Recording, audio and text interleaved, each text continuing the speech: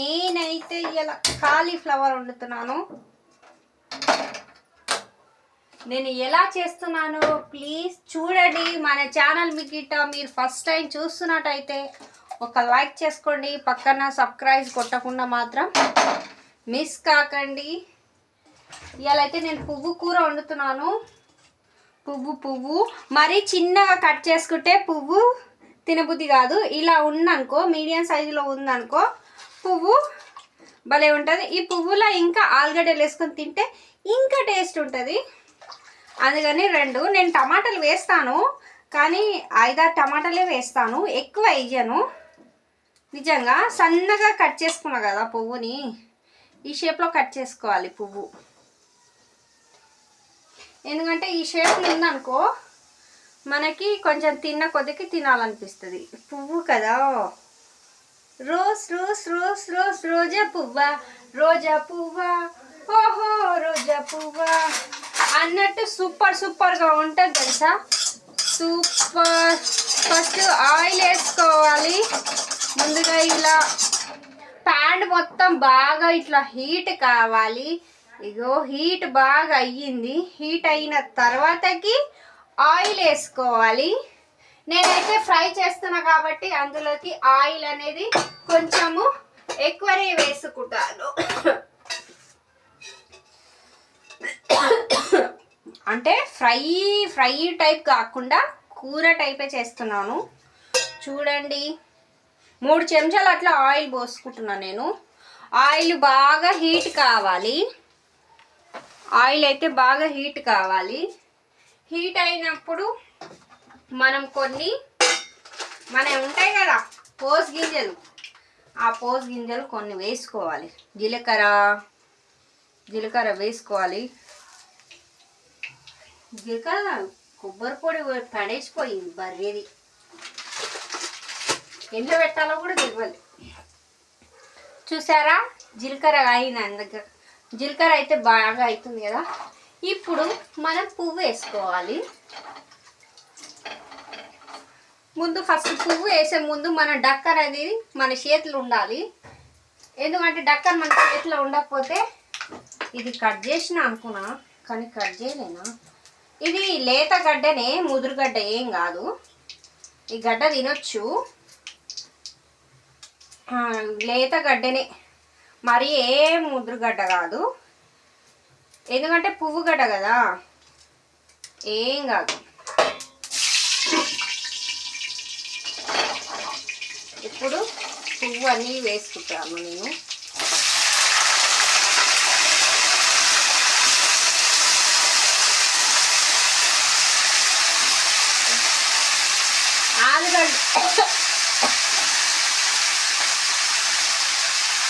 ఎప్పుడైనా కానీ ఆలుగడ్డలు పెద్ద సైజులు మాత్రమే ఉండాలి, చిన్న సైజులు అస్సలు ఉండద్దు. పెద్ద సైజులు ఉంటేనే మనకు మంచిగా ఉంటుంది. ఇప్పుడు కలుపుకోవాలి గరిటెతోటి.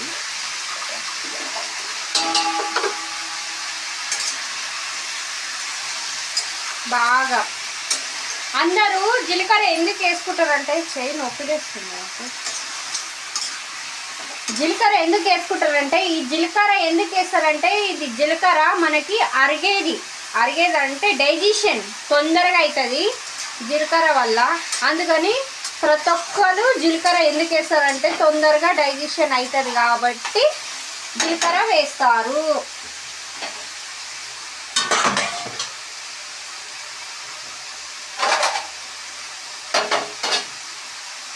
ఉప్పు వేసుకోవాలి.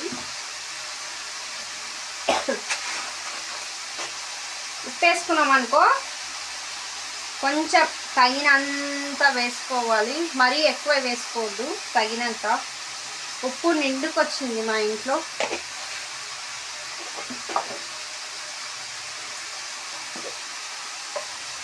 పసుపు వేసుకోవాలి. అల్లం తర్వాత వేయాలి.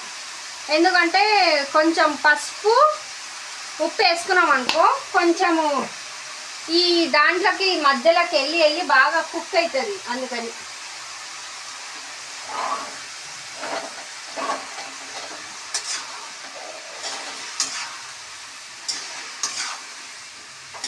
మనం ఫ్రై చేస్తున్నాం కదా, ఫ్రై అంటే ఫ్రై కాదు, మరి కర్రీ అంటే కర్రీ కాదు. అక్కడ రెండుని మించి కొంచెం ఆయిల్ మనం బాగా వేసుకుంటాం కాబట్టి జర మనం బాగుంటుంది. మీకు కూడా తెలుసా, ఇందులోకి ఇంకా బఠానీలు ఉంటాయి, నా సూపర్ ఉంటుంది. బఠానీలు ప్లస్ ఫ్లవరు ఇంకా టమాటా ఆలుగడ్డ ఈ 4 కలిపి చేస్తే వా సూపర్ ఉంటుంది. కానీ మా ఇంట్లో వాళ్ళు బఠానీలు లేలేరు. ఏం చేద్దాం, ఉన్న దాంట్లోనే చేయాలంటారు చూడండి. అలా కొద్దిసేపు ఇవి బాగా కుక్ కావాలి. ఇది కుక్ అయితే అంటే ఎక్కువ బాగా వేడి కావాలి. ఏం చెప్పాలంటే కుక్ కావాలంటే తెలుగులో ఏమంటారంటే బాగా ఉడికించాలి. బాగా ఉడికించినామనుకో ఇందులో ఉన్న వాటర్ అనేటివి కిందికి వచ్చేస్తుంది. మనం ఇప్పుడు పసుపు వేసుకున్నాం కదా, పసుపు ఉప్పు వేసుకున్నాం కదా, ఇప్పుడు ఈ ప్రతిదీ ఫ్లవర్లకి ఉప్పు అనేది వెళ్ళి చేరుతుంది. అర్థము. చాలా మనుషులు ఫస్ట్ మన కర్రీ వేయంగానే ఫస్ట్ లాస్ట్కి వేస్తారు, కారము ఉప్పు ఒకటేసారి వేస్తారు. అలా వేయద్దు. ఫస్ట్ వెజిటేబుల్ అంటున్నా, కూరగాయలు వేయంగానే అప్పుడు మనం మీదికి వెళ్ళి పసుపు వేసుకోవాలి. పసుపు ఉప్పు వేసుకుంటే తొందరగా కుక్ అవుతుంది. తర్వాత కుక్ అయిన వేడైన తర్వాతకి మనము అప్పుడు ఫైనల్గా అప్పుడు ఒక చెంచాడు కారం వేసి ఒక 10 నిమిషాలు పెట్టాలి. 10 నిమిషాలు పెట్టి మాగనివ్వాలి. బాగా మాగనిస్తే సూపర్ అవుతుంది. సరే కదా, కొద్దిసేపు మనం అక్కడిక్కడ ఇందులో వాటర్ అనేటివి రావాలి. ఇలా వాటర్ అనేటివి వస్తేనే అంటే బాగా వేడి చేస్తున్నట్టు. బఠానీలు ఉంటే బాగుండేది. ఇందులోకి మంచిగా ఒక గోధుమ రొట్టె పెట్టుకొని తింటే వా సూపర్ ఉంటుంది తెలుసా. ఎంత సూపర్ ఉంటుందంటే నాకైతే పోయిన జన్మలో నేను సరిగ్గా తినలేనేమో, అందుకే ఈ జన్మలో నా చేతులతోటి నేను మంచిగా అదేంటో అండి. ఎవరైనా వాళ్ళు వంట చేస్తే నాకు తినబుద్ధి కాదు, అస్సలు తినబుద్ధి కాదు. మళ్ళీ ఏదో తినబుద్ధి అవుతుంది కానీ కొంచెమే తినబుద్ధి అవుతుంది. మళ్ళీ నా చేతితో నేను వంట చేసుకొని తింటేనే కడుపు నిండా తిన్నంత ఫీలింగ్ అనిపిస్తుంది. మీకు కూడా ఇలానే అనిపిస్తుందో చెప్పండి, ఇన్బాక్స్లో మెసేజ్ చేయండి. ఇగో ఇలా కలుపుతూ ఉండాలి.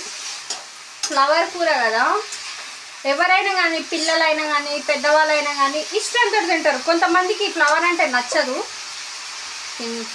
కిందేం పడలేదు, దీని మీద పడింది. ఫ్లవర్ అంటే కొంతమందికి నచ్చదు. నాకు కూడా స్టార్టింగ్లో ఈ ఫ్లవర్ ఎవరు తింటారు అని అనిపించింది. కానీ ఒకసారి వండుకొని తింటేనే కదా దాని టేస్ట్ అనేది తెలుస్తుంది. వండే పద్ధతిలో వండితేనే తెలుస్తుంది ఎవరికైనా కానీ టేస్ట్ అనేది సూపర్గా వస్తుంది. చూసారా, ఇప్పుడు ఆయిల్ మొత్తం కిందికి మీదికి బాగా అయ్యింది ఆయిల్. ఇప్పుడు మనం ఏం చేయాలంటే ఇప్పుడు కొంచెము అల్లం పేస్ట్ వేసుకోవాలి. కొంచెమే వేసుకోవాలి అల్లం పేస్ట్, మరీ ఎక్కువ వేసుకుంటే అల్లం వాసన వస్తుంది. కొంచెం వేసుకోవాలి. కొంచెం వేసుకొని అక్కడ ఇక్కడ బాగా కలుపుకోవాలి. ఇది కొంచెం పచ్చి వాసన పోయే వరకు అన్నిటికీ పట్టాలి కదా, ఒకదానికి పడితే ఏం బాగుంటుంది.